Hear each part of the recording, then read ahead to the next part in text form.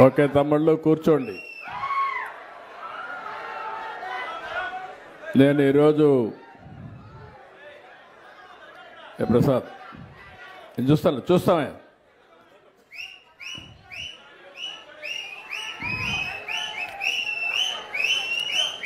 Okay అమ్మా.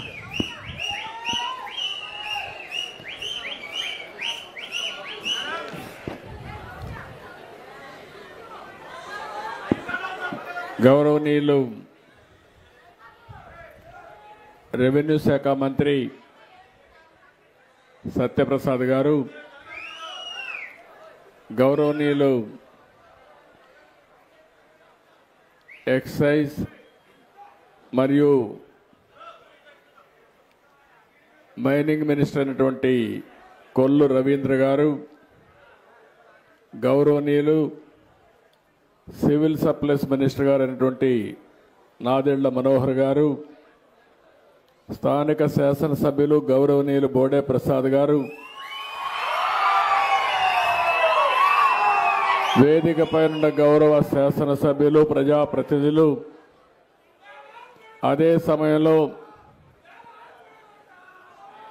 Revenue శాఖ ముఖ్య కార్యదర్శి సిసిఎల్ఏ జిల్లా కలెక్టర్ గారు, అందరికీ మనస్ఫూర్తి నమస్కారాలు, అభినందనలు, శుభాభినందనలు. ఈరోజు నేను ఈడుపుగల్లుకు వచ్చింది రెవెన్యూ సదస్సులో వచ్చాను. ఇప్పుడే పక్క గ్రామంలో మీ ధాన్యం కొనుగోలు కేంద్రానికి వెళ్ళి సక్రమంగా డబ్బులు చెల్లిస్తున్నారా, తేమ శాతం కూడా మాయిశ్చర్ కూడా కరెక్ట్గా అసెస్ చేస్తున్నారా, ఏ రైతుకు ఇబ్బంది కలగకుండా మీరు పండించిన ధాన్యానికి ధర ఇస్తున్నారా లేదా అని చూడడానికి వచ్చాను. నేను ఒకటే మీ అందరికీ హామీ ఇస్తున్నా, ఈ ప్రభుత్వం అంతా కూడా మీరు కలలుగని 5 సంవత్సరాలు బాధలు పడి మళ్ళీ ఎన్డీఏ ప్రభుత్వం వస్తే తప్ప మాకు న్యాయం జరగదని ముక్త కంఠంతో ఓట్లేశారు, పెద్ద మెజార్టీతో గెలిపించారు, అనేక ఆశలు పెట్టుకున్నారు. ఆ ఆశలు నెరవేర్చడానికి 6 నెలలుగా మేము కష్టపడుతున్నాం, ఇంకా కష్టపడతాం. ప్రతి సమస్యకు పరిష్కార మార్గం చూపించాలనేది మా ఆలోచన. ఒక ఉదాహరణకు నేను చాలాసార్లు చెప్పాను, చెప్పినప్పుడు మీరు కూడా క్షేత్రస్థాయిలో చూశారు ఏ విధంగా గత ప్రభుత్వం ప్రవర్తించింది. భూ కబ్జాలు మొదలుకొని వ్యవస్థలను పూర్తిగా నిర్వీర్యం చేయడమే కాకుండా విధ్వంసం చేసే పరిస్థితికి వచ్చారు.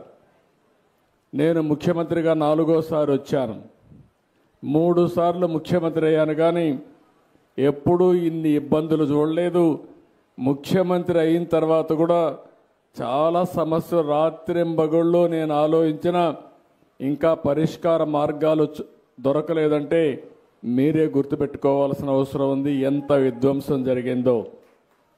కానీ ఒకటే హామీ ఇస్తున్నాం, మీరు మా మీద నమ్మకం పెట్టుకున్నారు.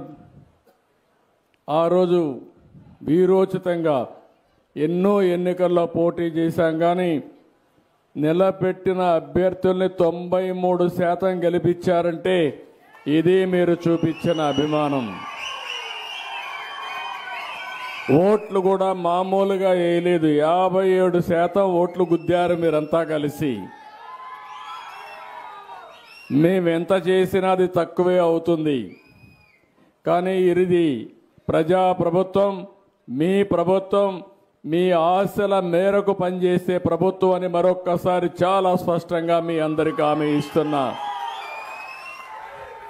రాష్ట్రంలో ఉండే సమస్యలను కూడా నేను చాలామంది ముఖ్యమంత్రులను చూశాను, నేనే అందరికంటే ఎక్కువ ముఖ్యమంత్రిగా ఉన్నాను. 14 సంవత్సరాలు అప్పుడున్నాను, ఇప్పుడు పూర్తి చేస్తే 19 సంవత్సరాలు అవుతుంది. 3 సార్లు ప్రతిపక్ష నాయకుడిగా ఉన్నాను. సమైక్య ఆంధ్రప్రదేశ్లో నా రికార్డు ఎవరు బ్రేక్ చేయలేరు, ఇక్కడ కూడా ప్రస్తుతానికి ఎవరు బ్రేక్ చేసే పరిస్థితిలో కూడా లేరు.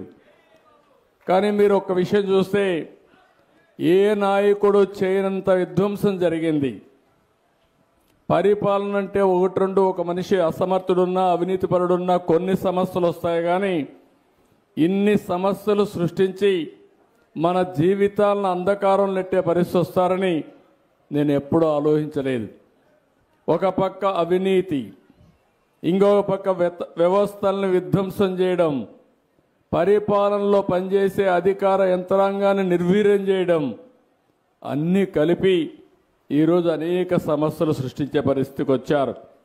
ఒక్క విషయం మీరు చూస్తే, నేను ముఖ్యమంత్రి అయిన తర్వాత పార్టీ ఆఫీస్కి బయట వస్తున్నాను. బయట వచ్చినప్పుడు మీరందరూ కాగితాలు ఇస్తున్నారు. ఆ కాగితాలన్నింటికి నేను ఒక పరిష్కార మార్గం చూపించాల్సిన అవసరం ఉంది. ఇప్పటికీ మీరు చూస్తే 1,57,481 అర్జీలు నా దగ్గరకు వచ్చాయి. నా దగ్గరకు వచ్చినట్టే కాకుండా మిగిలిన వాళ్ళ దగ్గర కూడా వెళ్ళాయి. ఇందులో సమస్యలు చూస్తే రికార్డ్ ఆఫ్ రైట్స్ కోసం 78,854 అప్లికేషన్లు వచ్చాయి, అంటే 50% అందులోనే ఉన్నాయి. ఇంటి జాగాల కోసం 9,830.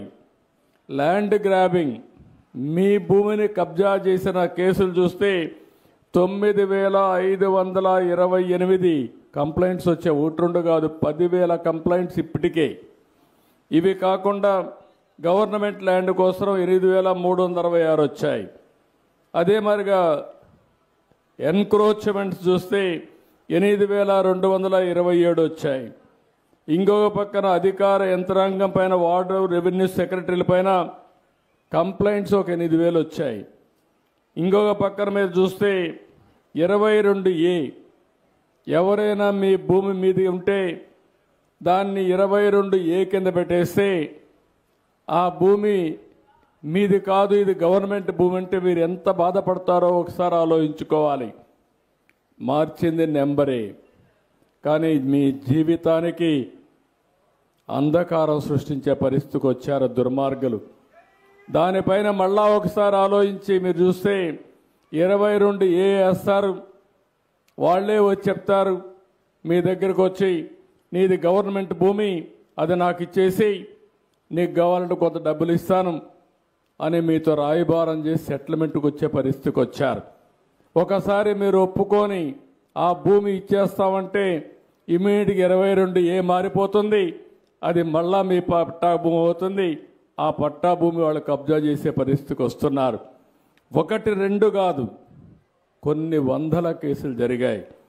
ఇవన్నీ చూసిన తర్వాత నాకు అనిపించింది, నేను ప్రధానంగా ఫోకస్ చేయవలసిన ఏకైక సమస్య మీ భూమి మీకు ఇప్పించే బాధ్యత తీసుకోవాలని అక్కడి నుంచి పట్టుదలగా ముందుకు పోయాం. ఈరోజు మనం ఒకసారి చూస్తే భూమి అనేది ఒక మీ యొక్క భవిష్యత్తుకు సంబంధించిన విషయం. ఒక గజమైన, ఒక సెంటైరా, ఒక ఎకరా అయినా మనకు ప్రాణంతో సమానం. నేను ఇప్పుడే ఈ ఊర్లో చూశాను, అన్నదమ్ముల గొడవ, భూ వివాదాన్ని చూస్తే పెద్ద సమస్య. అంటే ఎవ్వరు కూడా భూమి విషయంలో చాలా సున్నితంగా ఆలోచిస్తారు, అదే సర్వస్వాన్ని భావిస్తారు. అలాంటి భూమిని ఇష్టానుసారంగా చేసే పరిస్థితికి వచ్చారు. భూమికి మనకు అవినాభావ సంబంధం ఉంది, విడదీయలేని సంబంధం ఉంది. అందుకని నేను చూశాను, ఒకసారి మీరు చూస్తే కొత్త చట్టం తీసుకొచ్చారు, మీరు చూశారు, ల్యాండ్ టెనెన్సీ యాక్ట్ అని. ఆ land tenancy act, land titling act అని కొత్త చట్టం తీసుకొచ్చారు. ఆ ల్యాండ్ టైటిలింగ్ యాక్ట్లో ఆనాటి ముఖ్యమంత్రి గుమస్తాన్లు పెట్టుకుని మీ భూమి మీద పెత్తనం చేసే పరిస్థితికి వచ్చాడంటే ఎంత దుర్మార్గం మీరు ఒక్కసారి ఆలోచించుకోవాలి. ఎన్నోసార్లు చెప్పాం, భూమి అనేది అప్పటికే ఒక తప్పు చేశారు. భూమి మీది, మీ తాతో మీ ముత్తాతో మీ తండ్రో మీకు భూమి ఇస్తే, లేకుంటే మీరు కష్టపడి భూమి కొనుక్కుంటే దానిపైన బొమ్మ వేసుకున్నది ఎవరి బొమ్మ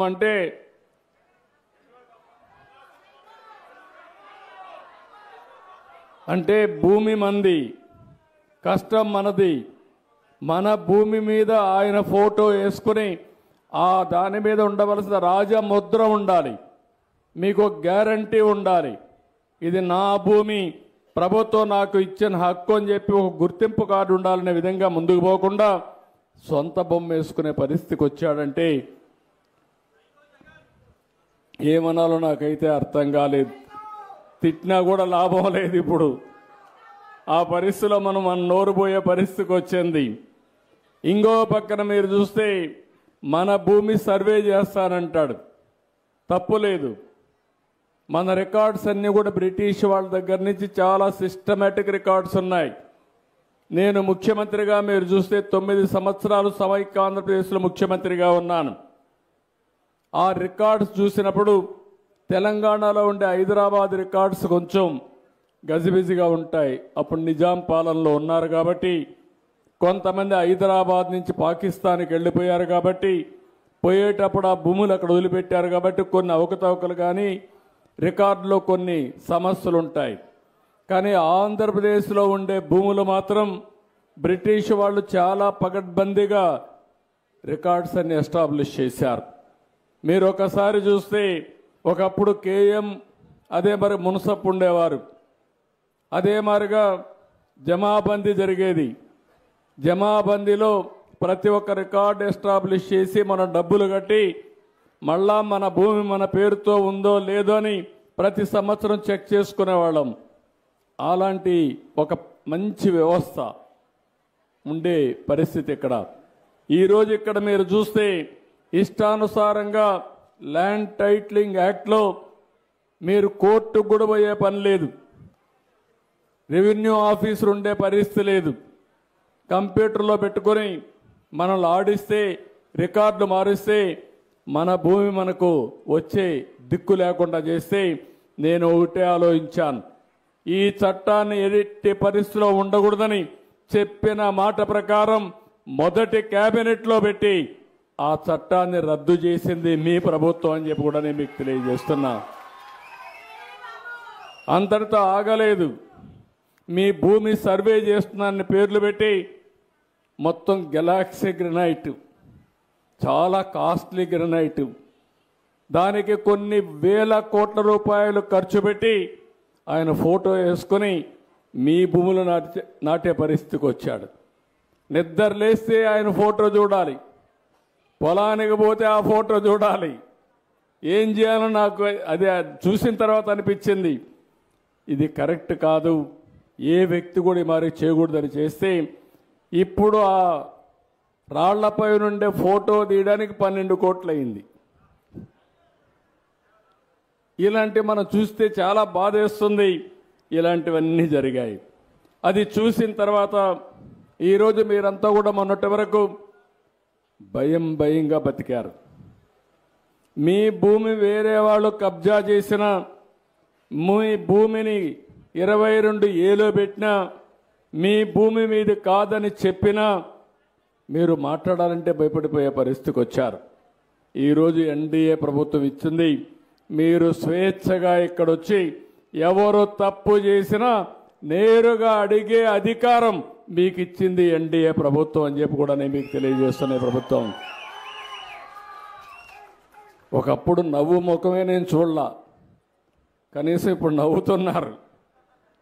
ఒకప్పుడు నవ్వాలంటే కూడా భయం, 24 గంటల సమస్యలతో ఉండేవారు. ఇవన్నీ చూసిన తర్వాత నాకు అనిపించింది, మీ ఆస్తులకు రక్షణ కల్పించాలని. సమస్యలు సృష్టించడం చాలా తేలిక, సమస్య పరిష్కారం చేయాలంటే చాలా సమస్య ఉంటుంది. ఈరోజు ఈ సమస్యను పరిష్కారం చేయాలని మేము ఈరోజు మీరు చూస్తే దగ్గర అన్ని రెవెన్యూ గ్రామాల్లో రెవెన్యూ సదస్సులు పెట్టాం. ఇప్పటి వరకు చాలా వరకు కొన్ని గ్రామాల్లో రెవెన్యూ సదస్సులు మీరు చూసినప్పుడు దగ్గర 9,500 మొత్తం ఇప్పటి వరకు చూసి 95,263 పిటిషన్లు వచ్చాయి రెవెన్యూ సదస్సుల్లో. ఇప్పటికి చేసింది దగ్గర ఒక 10 రోజులు. ఎన్ని రోజులైంది? ఇప్పటికి 6వ తారీఖు స్టార్ట్ చేశారు. డిసెంబర్ 6వ తారీఖున స్టార్ట్ చేసి జనవరి 9 వరకు రెవెన్యూ సదస్సులు పెడుతున్నాం. అన్ని రెవెన్యూ గ్రామాల్లో సదస్సులు పెడుతున్నాం. ఇప్పుడే మంత్రి గారు చెప్పినట్టు దగ్గర 3 లక్షల మంది ఇప్పటి వరకు అటెండ్ అయ్యారు. దగ్గర 1 లక్ష సమస్యలు ఇప్పటికే రిపోర్ట్ అయినాయి. నేను ఒకటే మీ అందరికీ చెప్తున్నా, ఎన్నో సంవత్సరాలుగా పెండింగ్లో ఉన్న సమస్యల్ని ఈ రెవెన్యూ సదస్సుల ద్వారా పరిష్కారం చేసి మీ ఆస్తి మీకిచ్చే బాధ్యత మాది. దాంట్లో అనుమానమే లేదు. ఇది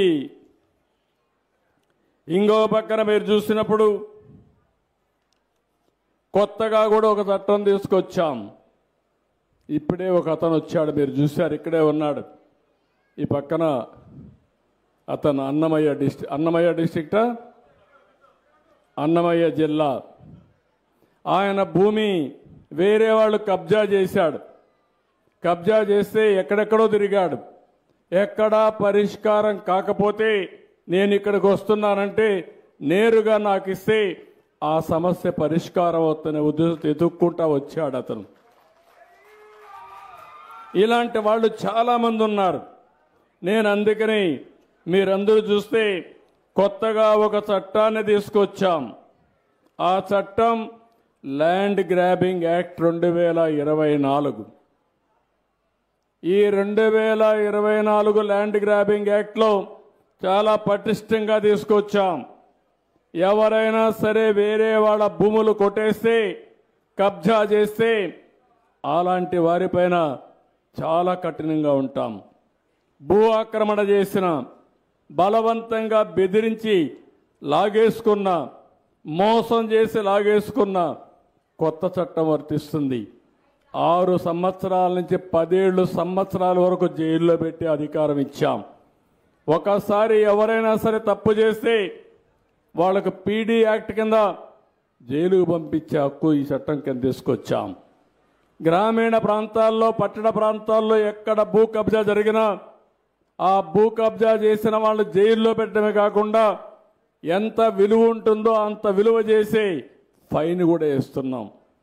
ఒక పక్క ఫైన్ వేస్తాం, ఒక పక్క జైల్లో పెడతాం, ఒక పక్క ప్రభుత్వం ప్రూవ్ చేసుకోవడం కాదు, అది కబ్జా చెయ్యలేదని ప్రూవ్ చేసుకునే బాధ్యత కబ్జా చేసిన వాడికే పెడుతున్నాం.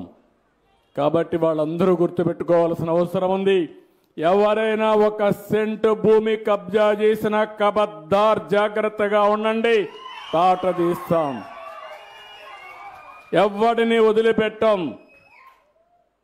ఈ రాష్ట్రంలో ఇలాంటి దుర్మార్గులంతా ఎట్టి పరిస్థితుల్లో కూడా సర్వే కావడానికి వీలు లేదని చెప్పి కూడా నేను మీకు తెలియజేస్తున్నా. మా తమ్ముడు చెప్పినట్టు కబద్దార్, జాగ్రత్త. ఆ భూమి దగ్గరికి పోయినప్పుడే అతనికి జైలు కూడా కనపడాలి. ఈ భూమి దగ్గరికి వస్తున్నాం, రేపు మళ్ళా జైలుకు పోవస్తుందని భయపడితే ఆ భూమి దగ్గరకు వచ్చే పరిస్థితి కూడా ఉండదు. ఆ విషయం వీళ్ళు గుర్తుపెట్టుకోవాల్సిన అవసరం ఉంది. ఎందుకంటే ఈరోజు నేను చూశాను, దగ్గర 16,816 గ్రామాలకు గాను 6,698 గ్రామాల్లో రీసర్వే చేశారు.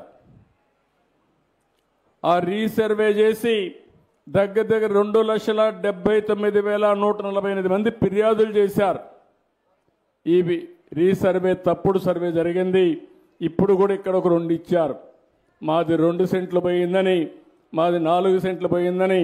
మా వాళ్ళు అంటారు 2 సెంట్లు 4 సెంట్లకి మళ్ళా రీసర్వే చేయలేము, లేకపోతే ఇది సమస్య పరిష్కారం చేయలేము అంటున్నారు. కానీ సానుకూలంగా ఆలోచించి ఏదో ఒక విధంగా ఆ సమస్య పరిష్కారం చేయడానికి కూడా మేము ప్రయత్నం చేస్తామని చెప్పి కూడా నేను మీకు తెలియజేసుకుంటున్నా. ఈరోజు మీరు చూసినప్పుడు 33 రోజుల పాటు ఈ సదస్సులు పెడుతున్నాం. ఈ సదస్సుల్లో నేను మా డిపార్ట్మెంట్కి ఒకటే కోరుతున్నా, ఎట్టి పరిస్థితుల్లో కూడా సమస్యలు పరిష్కారం చేసే బాధ్యత మనం తీసుకోవాలి. ఒకసారి 6 నెలలు పడుతుందా, సంవత్సరం పడుతుందా, మా రెవెన్యూ మినిస్టర్ గారికి చెప్తున్నా, నేను కూడా వదిలిపెట్టిన మళ్ళీ మళ్ళీ వస్తూ ఉంటా. నా దగ్గరికి ఒక్క పిటిషన్ కూడా రాని రోజున మీరు సమర్థవంతంగా డిపార్ట్మెంట్ రన్ చేసినట్టు. ఒకవేళ నా దగ్గరికి ఒక పిటిషన్ వచ్చినా ఆ పిటిషన్ వివరాలు కంప్యూటర్లో చూస్తే పరిష్కారం చేయలేని సమస్యగా ఉండాలి. ఎక్కడో ఫారెస్ట్ ల్యాండ్ ఇచ్చేయమంటే ఇవ్వలేము, లేకపోతే ప్రభుత్వ భూమి ట్యాంక్ పరంబోకి ఇచ్చేయమంటే ఇవ్వలేము. అలాంటి తప్ప మానవతా దృక్పథంతో పరిష్కారం చేయగలిగిన ప్రతి ఒక్క సమస్య పరిష్కారం చేస్తామని మీ అందరికీ హామీ ఇస్తున్నా. అంతేకాకుండా ఈరోజు మీరు చూస్తే ఈ సదస్సుల ద్వారా ప్రతి ఒక్క గ్రామంలో రెవెన్యూ మ్యాప్ కానీ ప్రభుత్వ ప్రైవేట్ భూములన్నీ కూడా ప్రదర్శన చేసే విధంగా పెట్టాం. అభ్యంతరాలు ఉంటే పూర్తిగా చెప్పమన్నాం. ఎస్ఎల్ఆర్ కానీ ఆర్ఆర్ కానీ 1B రిజిస్టర్ కానీ 22 జాబితాలో ఉండే అన్నీ కూడా మీకు అందుబాటులో పెడుతున్నాం. టోటల్గా ట్రాన్స్పరెంట్గా పెడతాం. మీరు చెప్పింది ఓపిక్గా వింటాం. సమస్య పరిష్కారం చేయగలిగితే ఈరోజు మీరు చూస్తారు, ఇక్కడికి వచ్చారు, కొన్ని విషయాలు చెప్పారు. నేను ఇది అవుతాను, ఆ సమస్యలు ఏ విధంగా పరిష్కారం చేయాలని చెప్తాను. అవి చేసే అవసరమైతే చట్టాన్ని మార్పు తీసుకొచ్చి కేబినెట్ కూడా తీసుకొచ్చి మీ సమస్యను పూర్తిగా పరిష్కారం చేసే బాధ్యత తీసుకుంటాం. అదే మాదిరిగా మీ భూ కొలతల్లో తేడాలు, సర్వే నెంబర్లో మార్పులు, వారసుల పేర్లు నమోదు కానీ, సరిహద్దు సమస్యలు, భూ విస్తీర్ణంలో తేడాలు, రీసర్వే రికార్డులో నమోదైన తప్పులు, భూ కబ్జాలు, అసైన్డ్ భూముల యొక్క పరాధీనం, నిషిద్ధ భూములు 22A జాబితాను తొలగింపు, ఇవన్నీ కూడా తీసుకుంటాం. ప్రతి ఒక్క ఫిర్యాదును రికార్డ్ చేస్తాం. జవాబుదారీతనంగా పనిచేస్తాం. పూర్వపరాలన్నీ కూడా దానికి ఏమేమి ఉన్నా అన్నీ తీసుకుంటాం. అన్నీ తీసుకుని నేను ఒకటే హామీ ఇస్తున్నాం, వన్స్ ఫర్ ఆల్ ఈ సమస్యకు పరిష్కార మార్గం చూపించే బాధ్యత ఈ ప్రభుత్వం తీసుకుంటుంది. శాశ్వతంగా పరిష్కారం చేస్తాం. ఒకసారి ఆ రికార్డులు అప్డేట్ అయిన తర్వాత మీకందరికి కూడా మళ్ళీ పట్టాదారు పాస్ పుస్తకాలు ఇస్తాం. సర్వే కూడా పూర్తి చేస్తాం. ఆ సర్వే పూర్తి చేయడమే కాకుండా మీ పట్టాదారు పాస్కంలో QR కోడ్ కూడా పెట్టి మీరు మీ యొక్క భూమి మీ పేరుతో ఉందో లేదో చూసుకునేట్టుగా వసతి ఏర్పాటు చేస్తాం. అది చూసుకొని ఎక్కడ మీ భూమి ఉందో ఆ భూమి దగ్గరికి నేరుగా పోయేట్టుగా జియో ట్యాగింగ్ కూడా చేసి మీ భూమి దగ్గర మీరు పోయే పరిస్థితి వస్తుంది. ఎప్పటికప్పుడు మీ రికార్డ్స్ అన్ని వెరిఫై చేసుకునే పరిస్థితికి వస్తారు. ఇవన్నీ కూడా ఒక నిర్దిష్టమైన కాల పరిమితి పెట్టుకొని ఇవన్నీ పూర్తి చేస్తాం. ఇప్పుడు టెక్నాలజీ కూడా వచ్చింది. టెక్నాలజీలో మీరు చూస్తే జియో ట్యాగింగ్ చేస్తే ఇప్పుడు ఈ ఇల్లు ఇక్కడ ఉందంటే పలానోళ్ళ పేరుతో ఉందంటే నేను డ్రోన్ ద్వారా మీకు మెడిసిన్ కావాలంటే మందులు కావాలంటే మీ ఇంటి మీదకే పంపించే పరిస్థితికి వస్తుంది. అలాంటి టెక్నాలజీస్ వచ్చేసాయి. మొన్న మీరు చూశారు బుడమేరు వరదల్లో నేరుగా కింద నుంచి పైకి పంపించాలంటే మా వల్ల కాకపోతే డ్రోన్ ఉపయోగించుకొని పైకి ఆహారం పంపించాం. ఇప్పుడు నేను మా ఇంటి దగ్గర నుంచి మీకు ఏదైనా అవసరమైతే పంపించాలంటే పలానా ఇంటికి పంపించాలంటే నేరుగా మీ ఇంటికి పంపించే ఏర్పాటు చేయడానికి కూడా సిద్ధపడుతున్నాం. టెక్నాలజీలో చాలా మార్పులు వచ్చాయి. నేను అందుకనే ఈరోజు చూశాను ప్యాడీ ప్రొక్యూర్మెంట్లో ఏదైతే ధాన్య సేకరణలో చాలా స్పష్టంగా ఎక్కడెక్కడ మీ పొలంలో మీ ధాన్యం ఉందా లేకుంటే తీసుకుపోయి ఇమ్మీడియట్గా ధాన్యం తేమ ఎంత ఉందో మాయిశ్చర్ టెస్ట్ చేశారా, టెస్ట్ చేసిన తర్వాత రైస్ మిల్కి వెళ్ళిందా, ఇవన్నీ కూడా ఐడెంటిఫై చేస్తూనే రైస్ మిల్లో మీ ధాన్యాన్ని మీరు అప్పచెప్పిన 2-3 గంటల్లో బ్యాంకులో మీ డబ్బులు వేస్తే నేరుగా అక్కడి నుంచి నేరుగా బ్యాంకు మీరు ఆ డబ్బులు తీసుకునే పరిస్థితి. బ్యాంకుకు కూడా పోయే పని లేదు. మీ ఫోన్లోనే పేటీఎం ఉంది, అక్కడి నుంచి ఆపరేట్ చేసుకోవచ్చు. ఎవరికి కావాలంటే వాళ్ళకి ట్రాన్స్ఫర్ చేసుకునే పరిస్థితి వస్తుంది. ఇలాంటివన్నీ తీసుకొస్తున్నాం. ఇక్కడికి వచ్చినప్పుడు నేను ఒకటే మీ అందరికీ హామీ ఇస్తున్నాను, అనేక సమస్యలు ఈ గ్రామంలో వచ్చే బీసీ కాలనీ అతి పెద్ద సమస్య. 176 ఇంటి జాగాలు 82, 87లో ఇచ్చారు. అంటే ఎన్టీ రామారావు గారి పీరియడ్లో ఇచ్చాం. అక్కడి నుంచి అనేక సమస్యలు ఎదుర్కొని ఈరోజు మళ్ళా 22A ఎక్కించి ఇది మీ భూమి కాదు, ఇది ప్రభుత్వ భూమి అని మిమ్మల్ని ఇబ్బంది పెట్టే పరిస్థితికి వచ్చారు. నేను అందుకే ఒకటే హామీ ఇస్తున్నాను, ఈ 176 మందికి పట్టాలు ఇచ్చే బాధ్యత బేషరతుగా ఇచ్చే బాధ్యత మేము తీసుకుంటాం.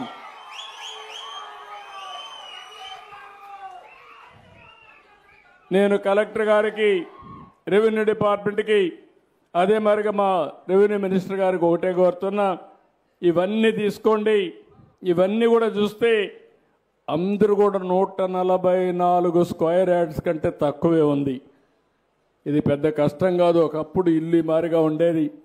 ఇప్పుడు కొంతమంది కష్టపడి సంపాదించుకొని చిన్న చిన్న ఇండ్లు కట్టుకున్నారు. అయినా పేదవాళ్ళే. మీరు కష్టపడి పైకి వచ్చిన దానికి మిమ్మల్ని ఇబ్బంది పెట్టకుండా మీ ఇంటి జాగా మీకు ఇచ్చే బాధ్యత మాదని మరొక్కసారి మీ అందరికీ హామీ ఇస్తున్నా. ఈ 176 మంది తర్వాత అనుమోలు ఝాన్సీ లక్ష్మి ఇక్కడ మీరు చూస్తే 22Aలో పెట్టారు. భర్త చనిపోయాడు 2002లో. ఆ భూమి కూడా 22Aలో పెట్టారు. అది కూడా 22A నుంచి తీసేసి మీకు ఇచ్చే విధంగా చట్టపరంగా యాక్షన్ తీసుకుంటామని చెప్పి కూడా మీకు తెలియజేస్తున్నా. ఇంకో పక్క వీరమాచినేని నాగకోటేశ్వరరావు, యలమంచిలి బేబీ సరోజిని, పర్వతనేని రాజగోపాల్, రవిదుర్గ రాణి, సానా రామలక్ష్మి, అదే సమయంలో హనుమంతు సరస్వతి, వీళ్ళందరూ కూడా చూస్తే అనాధీనంలో పెట్టారు. ఈ భూమిని కూడా 22A కింద పెట్టారు. అవి కూడా ఆదేశాలు ఇస్తున్న చెప్తున్నా, చట్టపరంగా ఎగ్జామిన్ చేసి వాళ్ళ భూమి వాళ్ళకి ఇచ్చేట్టుగా, వాళ్ళకు పట్టా ఇచ్చేట్టుగా చర్యలు తీసుకుంటాం. ఇది కూడా పరిష్కారం చేస్తాం. ఇది కాకుండా ఇంకొక పక్కన చూస్తే పర్వతనేని శ్రీకృష్ణమూర్తి, ఈ భూమి కూడా old survey number correlation changes చేయమని కోరారు.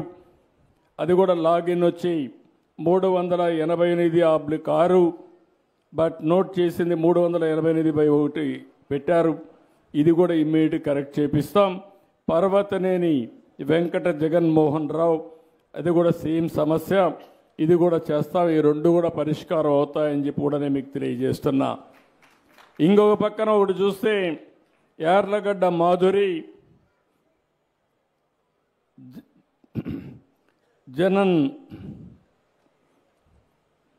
జనన్ Chaitanya housing private limited, Maddala Shakuntala, ఒకరు 2 సెంట్లు, ఒకరు 4 సెంట్లు. ఈ సర్వేలో ఇబ్బంది వచ్చింది పెట్టారు. మా వాళ్ళైతే వీలు కాదంటున్నారు కానీ 0.2 నాట్ సెంట్లు, 0.2 అంటే సెంట్లో 0.2. ఇంకొకది 0.04 అంటే ఒక సెంట్లో 0.04.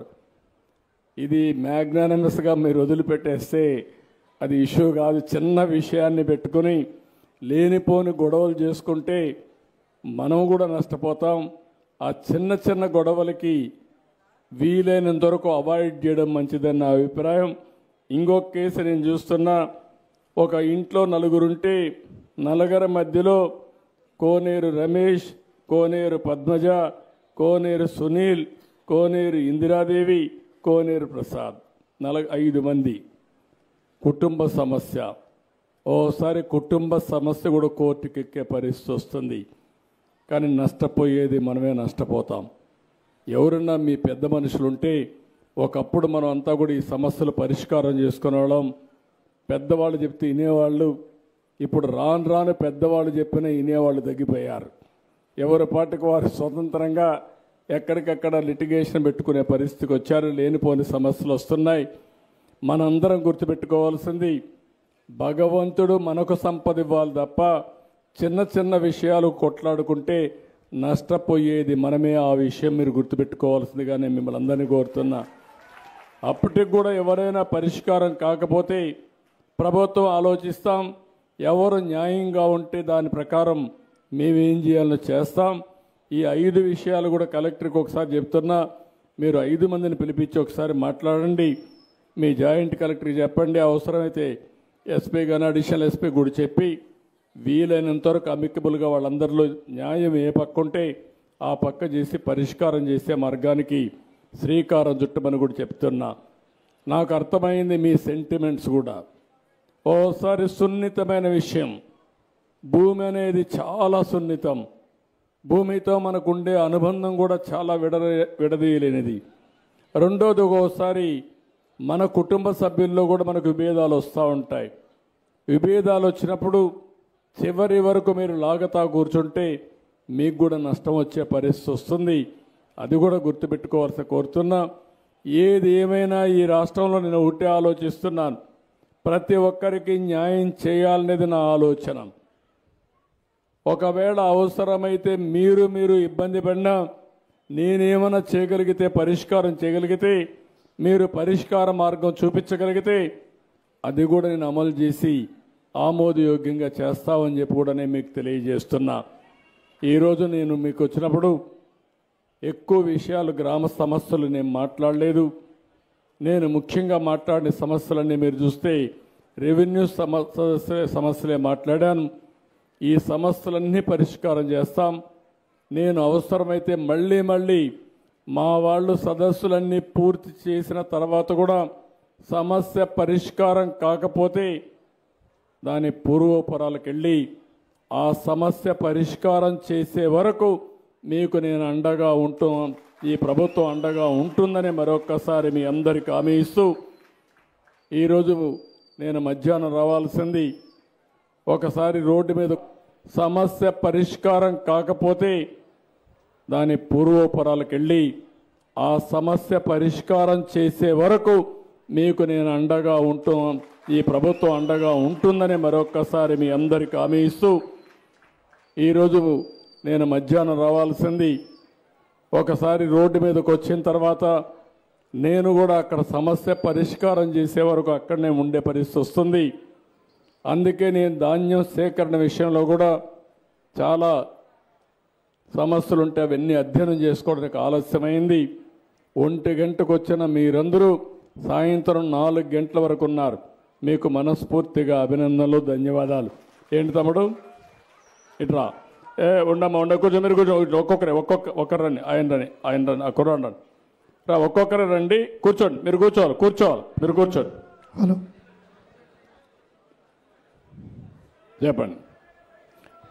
చెప్పా మైక్ తీసుకొని చెప్పి కూర్చోండి అమ్మా, కూర్చోండి. 1 మినిట్ కూర్చోండి. నేను ఎప్పుడూ అనుకోలేదండి ముఖ్యమంత్రి గారితో ఇలా నేరుగా మాట్లాడతానని, నా సమస్య చెప్పుకుంటానని ఎప్పుడు అనుకోలేదు.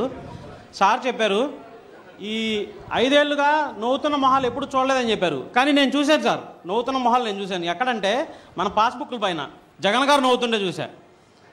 ఆయన పలకలు వేసుకున్నారు కదా రోడ్ల పైన, వాటిపైన ఆయన నవ్వుతుండే చూశా. శవాల దగ్గరికి వెళ్ళి నవ్వుతాడు కదా, అది చూశా నేను. ఆ నవ్వు మొహాలు నేను ఖచ్చితంగా చూశాను సార్. మిగతా నవ్వులు నిజంగానే నేను ఇప్పుడు చూస్తున్నా ఇక్కడ. అయితే సార్ నా సమస్య వచ్చేసి నాకు రేషన్ కార్డు కావాలి సార్, తర్వాత హ్యాండిక్యాప్డ్ సర్టిఫికేట్ లేదు సార్.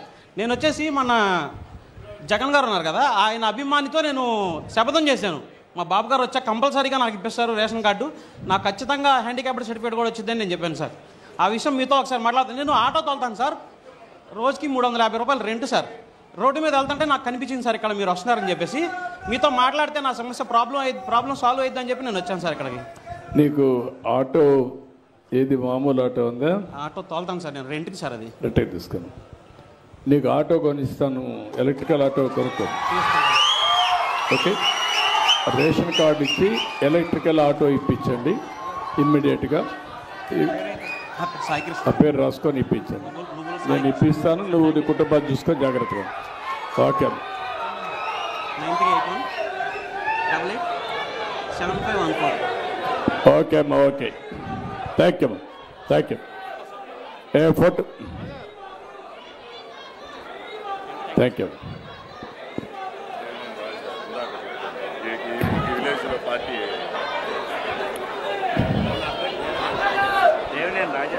చెప్పమా.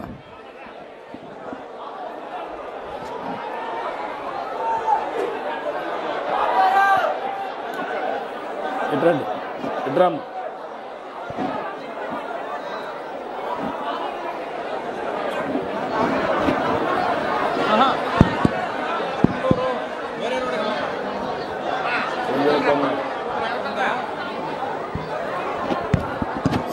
ఏం చదువుతామా నువ్వు? అందరూ కూడా మీ ఫిర్యాదుల్ని కౌంటర్ పెట్టాము, దయచేసి కౌంటర్లో ఇచ్చి వెళ్ళాలి అని కోరుకుంటున్నాను.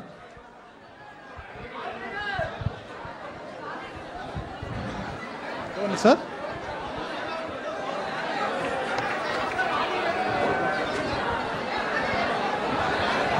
ఆమె సర్పంచ్ రానీలే, ఆమె సర్పంచ్ అంట కదా, సర్పంచ్ ఆమె సర్పంచ్ తీసుకో.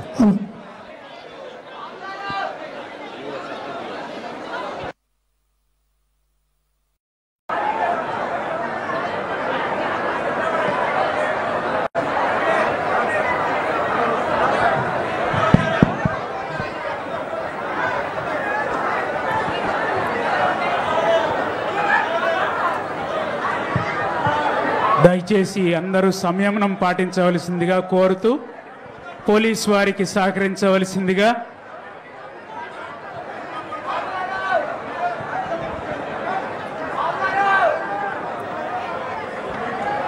దయచేసి అందరూ సంయమనం పాటించవలసిందిగా కోరుతూ ఉన్నాం.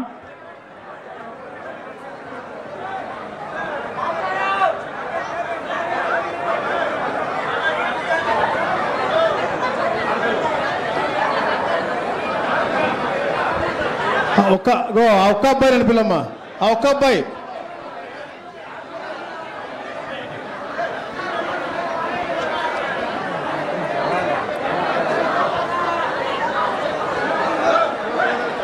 అర్జీదారులు సంయమనం పాటించవలసిందిగా కోరుతూ ఉన్నాం.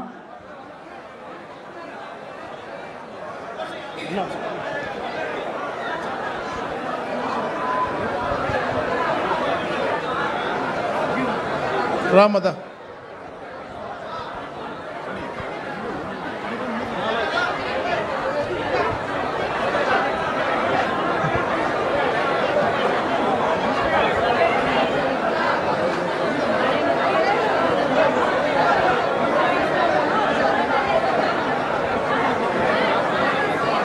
పడతావు చూడు. ఒకటేరా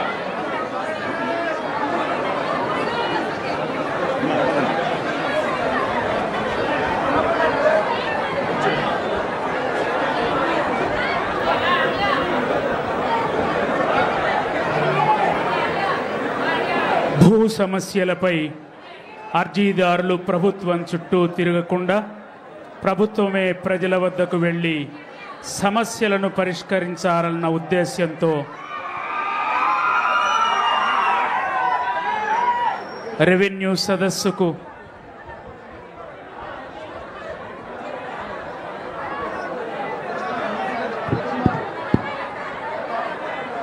ప్రభుత్వమే ప్రజల వద్దకు వెళ్ళి సమస్యలను పరిష్కరించాలన్న ఉద్దేశ్యంతో మునుపెన్నడూ లేని విధంగా గ్రామాలలో రెవెన్యూ సదస్సులను నిర్వహిస్తూ నేడు స్వయంగా గౌరవ ముఖ్యమంత్రి వర్యులు శ్రీ నారా చంద్రబాబు నాయుడు గారు సహచర మంత్రివర్యులు ప్రజాప్రతినిధులు ప్రభుత్వోద్యోగులు రాష్ట్ర ఉన్నతాధికారులతో కలిసి నేడు పెనమలూరు మండలం ఈడుపల్లు గ్రామంలో మీ భూమి మీ హక్కు నినాదంతో భూములకు రక్షణ కల్పించేలా ల్యాండ్ గ్రాబింగ్ యాక్ట్ 2024ను ప్రవేశపెట్టి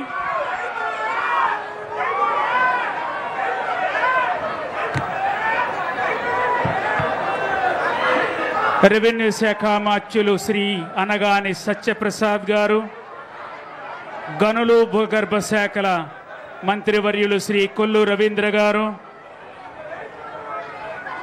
food and civil supplies minister Shri Nadendla Manohar garu, స్థానిక శాసనసభ్యులు శ్రీ బోడే ప్రసాద్ గారు,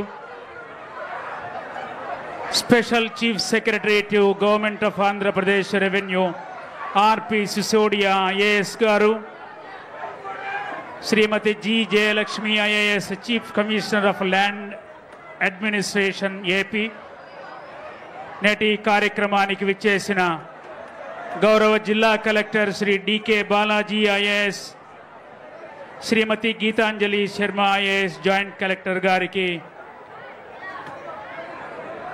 కృతజ్ఞతలు తెలియజేస్తూ నేటి కార్యక్రమంలో పాల్గొన్న ప్రజాప్రతినిధులు, అధికారులందరికీ జిల్లా యంత్రాంగం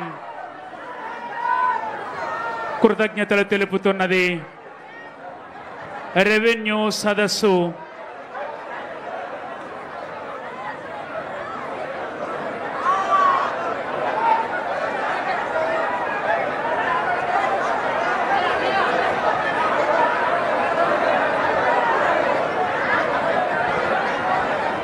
పవర్ కంట్రోలర్ ఒక్కసారి అది ఆఫ్ చేయండి, లైట్స్ కిందకి జారిపడ్డాయి. Power controller, power supply please.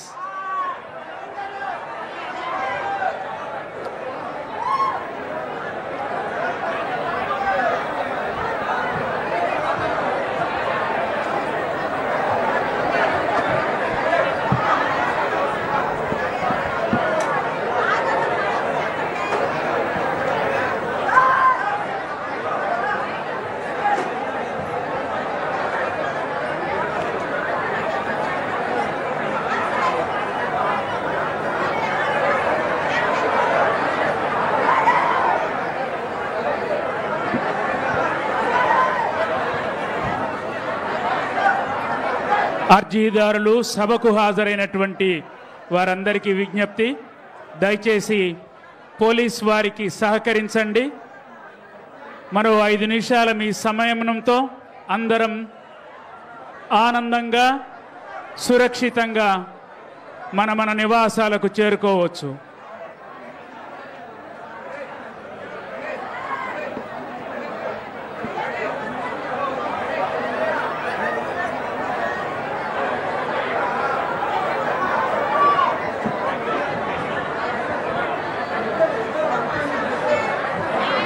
సదస్సుకు హాజరైన వారందరికీ విజ్ఞప్తి, దయచేసి మరో 5 నిమిషాల మీ సంయమనాన్ని సహనాన్ని కోరుతూ మనందరం సురక్షితంగా ఆనందంగా మన నివాసాలకు వెళ్ళడానికి మీ వంతు సహకారాన్ని